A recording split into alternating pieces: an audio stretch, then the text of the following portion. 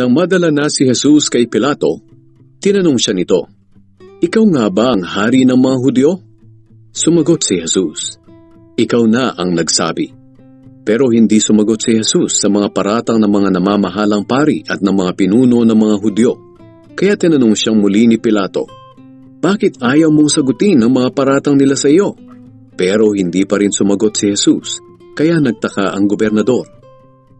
Tuwing pista ng paglampas ng anghel, nakaugalian na ng gobernador na magpalaya ng isang bilanggo na gustong palayain ng mga tao. Nang panahong iyon, may isang kilalang bilanggo na ang pangalan ay Barabas. Nang magtipon ng mga tao, tinanong sila ni Pilato, "Sino ang gusto ninyong palayain ko? Si Barabas o si Jesus na tinatawag na Kristo?" Alam ni Pilato na pagkainggit ang nagtulak sa mga pamunuan ng mga Hudyo na dalhin sa kaniya si Jesus.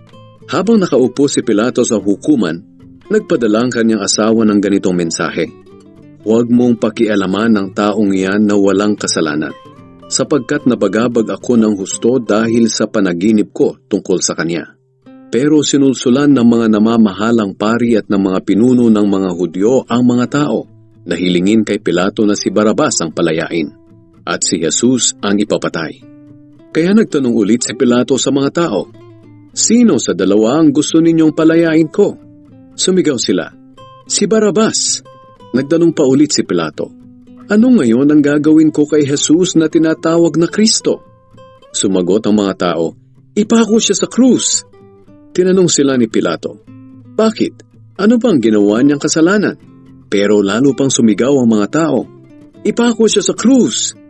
Nang makita ni Pilato na wala siyang magagawa dahil nagsisimula ng magkagulo ang mga tao, nagpakuha siya ng tubig at naghugas ng kamay sa harap ng mga tao at sinabi, "Wala akong pananagutan sa kamatayan ng taong ito. Kayo ang dapat managot. Malinis ang kamay ko sa bagay na ito."